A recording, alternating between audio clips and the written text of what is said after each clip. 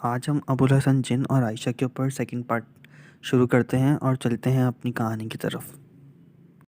अबुल हसन जिन आयशा के साथ उसके घर सौदा लेके जा रहा होता है और दिल दिल में सोच रहा था कि मैं अपनी परेशानी के बारे में आयशा को कैसे बताऊं कि हमारे ऊपर क्या क़यामत टूट पड़ी है। अबुल हसन जिन की परेशानी ये होती है कि जिस दरख्त पर उनका कबीला बात होता है वो दरख्त झड़ना शुरू हो जाता है, उसकी शाखें वगैरह, और वो दरख्त पूरा ख़राब होना शुरू हो जाता है। इसलिए उनको अपना वो दरख्त अपना वो घर बदलना होता है और वो कहीं और जाकर शिफ्ट हो रहे होते हैं, किसी और दरख्त पर अपना बसेरा डाल रहे होते हैं जो उस दरख्त से बहुत दूर होता है और किसी दूसरे इलाके में होता है।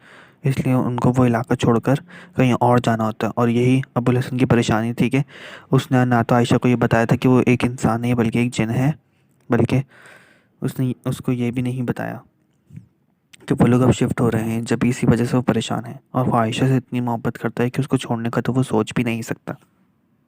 अभी सोच सोच में ही वक्त गुजर जाता है और वो आयशा के घर पे पहुंच जाता है और आयशा को सौदा देकर शुक्रिया अदा करती है आयशा उसका, और वो वहाँ से चला जाता है। आयशा के घर से कुछ दूर आने के बाद अबुल हसन अपने असल रूप में आकर अपने दरख्त तक पहुंच जाता है उड़कर। अगले दिन आयशा की दोस्त की शादी होती है और वो शादी होकर अपने घर जा ही रही होती है कि आयशा से कहती है कि तुम अपने दिल की बात अबुल हसन को बता दो और उसे शादी करने के लिए राज़ी हो जाओ। तो आयशा सोचती है कि हाँ, मैं बता दूंगी अबुल हसन को। घर आकर आयशा इसी बारे में सोचती है कि अब मैं जब भी अबुल हसन से मिलूंगी तो उसको ये बताऊंगी कि मैं उससे प्यार करती हूँ, इसलिए वो अपना रिश्ता लेकर मेरे घर आ जाए। दूसरी तरफ अबुल हसन का कबीला सिर्फ 2 दिन में यहाँ से रुखसत होने वाले होते हैं। इसलिए अबुल हसन जिन बहुत परेशान होता है कि वो आयशा को कैसे बताए कि वो एक इंसान नहीं बल्कि एक जिन ज़ादा है।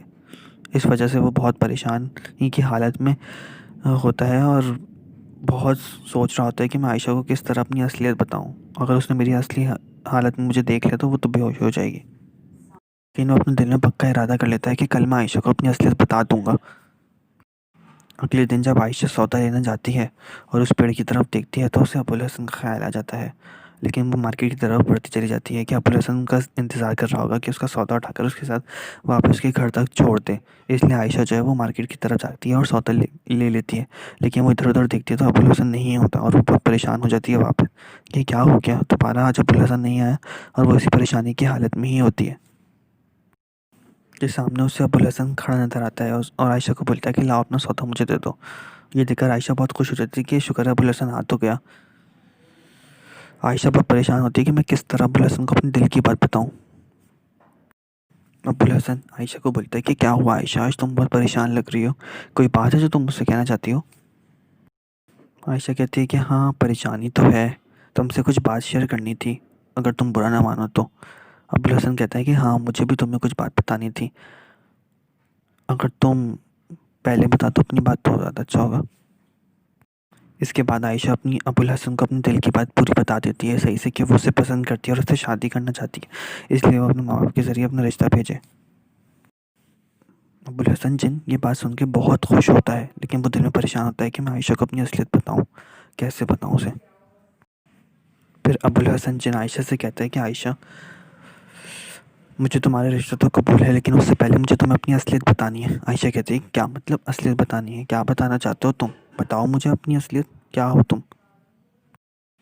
अबुल हसन जिन कहता है कि मुझे तुम्हें बहुत ज़रूरी बात बतानी है। आयशा कहती है कि बता भी तो, क्यों मेरे साथ मजाक कर रहे हो, क्या बात है, ऐसी मजाक कर रहे हो ना, तो इतना परेशान क्यों हो, बता दो मुझे, क्या क्या काम बताना है तुम्हें मुझे। अबुल हसन जिन कहता है कि आयशा, मैं कोई इंसान नहीं हूँ आम, बल्कि मैं एक जिन ज़ादा हूँ। क्या ये जानने के बाद भी तुम मुझसे शादी करना चाहोगी। तो आयशा बहुत परेशान हो जाती है और घबरा जाती है और डरने लगती है। अबुल हसन जिन कहता है कि आयशा घबराओ नहीं, मैं तुम्हें कोई नुकसान नहीं पहुंचाऊंगा, मैं तुमसे बहुत मोहब्बत करता हूँ। आयशा कहती है कि कैसे ना घबराऊँ, तुम कोई आम इंसान नहीं बल्कि जिन ज़ादे हो, और तुम मेरी फैमिली को भी कोई नुकसान ना पहुंचा दो, इसलिए दूर हो जाओ मुझसे। तो अब्बुल हसन कहता है कि नहीं, मैं तुमसे अब सच्ची मोहब्बत करता हूँ, मैं तुम्हें कभी भी नुकसान नहीं पहुंचा सकता। क्या तुम अब भी मुझसे शादी करना पसंद करोगी, क्या तुम राज़ी हो आयशा। आयशा घबराहट में बोलती है कि नहीं, अब मैं राज़ी नहीं हूँ, तुम कोई आम इंसान नहीं जो अपना रिश्ता लेकर मेरे घर आओगे, बल्कि तुम एक जिन ज़ादे हो और मैं एक जिन ज़ादे से शादी नहीं कर सकती। इसके बाद आयशा का घर आ जाता है और आयशा अपने घर पहुंच जाती है और अपनी बहुत परेशानी की हालत में कमरे में जाकर अपने आप को अकेले में बंद कर लेती है और अबू हसन के बारे में सोचने लगती है कि इतना खूबसूरत नौजवान जो मेरी नज़रों के सामने हमेशा इतना खूबसूरत लगता है, आज वो उसकी असलियत मेरे सामने आ गई तो मुझे उससे कितना खौफ आ रहा था।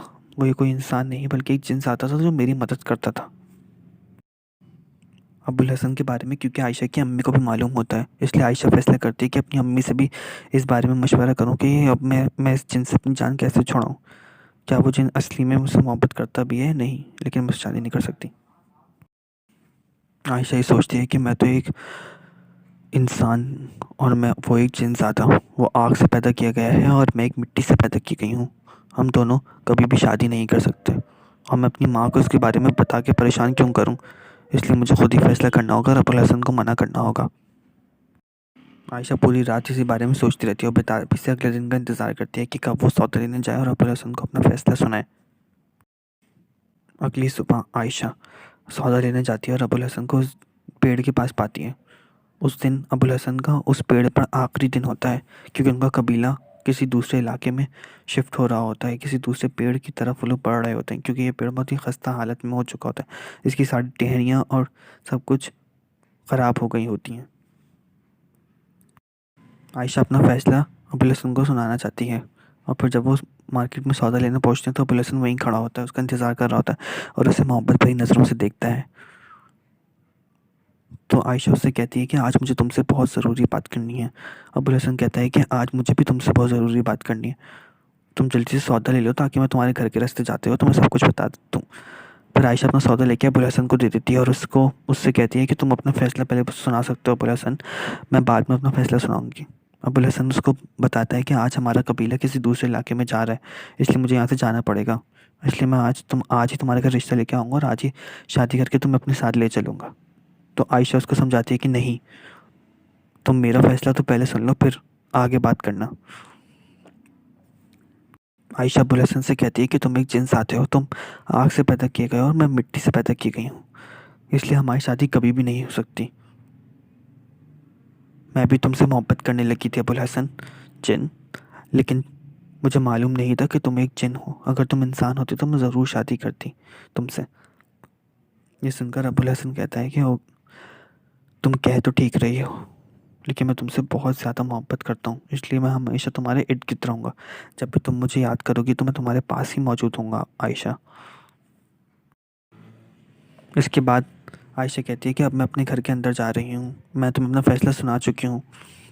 अबुल हसन जिन कहता है कि ठीक है आयशा, लेकिन मैंने बताया ना कि आज हमारा आखिरी दिन है इस मोहल्ले में, इसके बाद हम लोग किसी दूसरे इलाके में किसी दूसरे पेड़ पर शिफ्ट हो जाएंगे। इस वजह से आज रात ठीक 12 बजे मुझसे मिलने उस पेड़ के पास आ जाना। मैं तुमसे सच्ची मोहब्बत करता हूँ आयशा, और मैं तुम्हारे हमेशा इर्द गिर्द मौजूद हूँगा।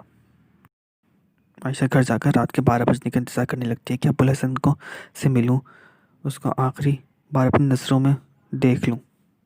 आयशा 12 बजते ही उस पेड़ के पास चली जाती है। अबुल हसन वहीं मौजूद उसका इंतज़ार कर रहा होता है और अबुल हसन उससे कहता है कि तुम मेरी आखिरी और पहली मोहब्बत थी, लेकिन तुमने जो फ़ैसला किया मुझे वो मंजूर है। आयशा आज हम लोग कहीं और जा रहे हैं और अब ये पेड़ यहाँ पे तुम लोगों को कभी भी नज़र नहीं आएगा, लेकिन मैं तुमसे सच्ची मोहब्बत करता हूँ, इसलिए मैं हमेशा तुम्हारे घर वालों की और तुम्हारी हिफाजत करता रहूँगा। अगर तुम्हें किसी ने भी नुकसान पहुँचाने की कोशिश करी तो मैं इसको छोड़ूंगा नहीं। तुम हमेशा मेरी हिफाजत में रहोगी अल्लाह के हुक्म से। मैं हमेशा तुम्हारी हिफाजत करता रहूँगा, तुम्हारे तुम्हारे अब्बू तुम्हारी अम्मी की हिफाजत मैं करता रहूँगा। और जब भी मैं तुम्हें याद आऊँ तुम अब मेरा नाम लेकर पुकार लिया करना, मैं हमेशा तुम्हारे सामने हाजिर हो जाया करूँगा। जब भी मदद की ज़रूरत हो तो मुझे पुकार लिया करना, मैं हमेशा तुम्हारे पास हाजिर हो जाऊँगा। इसके बाद अबुल हसन आयशा को बहुत मोहब्बत की नज़रों से देखने लगता है और आयशा भी उसे बहुत मोहब्बत की नज़रों से देखने लगती है और आयशा रोने लग जाती है। अबुल हसन उससे कहता है कि मैं तुम्हें रोते हुए नहीं देख सकता, इसलिए अब हमारे जाने का टाइम हो गया और मैं जा रहा हूँ यहाँ से। हमेशा अपना ख्याल रखना और जब भी मेरी याद है मेरा नाम पुकार लिया करना। साथ ही वो आयशा से कहता है कि अपनी आंखें बंद करो। जब आयशा अपनी आंखें बंद करती है और जब खोलती है तो वो घर के अंदर अपने कमरे के अंदर मौजूद होती है और अबुल हसन पुकारती है, लेकिन अबुल हसन उस टाइम मौजूद नहीं होता और वहाँ नहीं आता।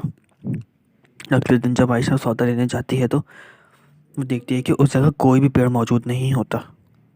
जिस पेड़ को सब लोग मनहूस कहते थे वो पेड़ वहाँ से गायब हो गया होता है, और सिर्फ आयशा ही उस पेड़ की हकीकत जानती है कि वो क्या था। इसके बाद कुछ दिनों बाद ही आयशा की शादी तय करती जाती है। एक अमीर लड़के से आयशा की शादी तय हो जाती है और आयशा अपनी ज़िंदगी खुशहाल गुजारना शुरू हो जाती है। उम्मीद है कि आपको मेरी कहानी पसंद आई होगी। अगर आपको मेरी कहानियाँ पसंद आ रही हैं तो मेरे चैनल को लाइक और सब्सक्राइब कीजिए, ताकि मैं ऐसी और जिन की कहानियाँ आपकी खिदमत में लेकर हाजिर होता रहूँ। शुक्रिया। अल्लाह हाफ़िज़। अपना ख्याल रखिएगा।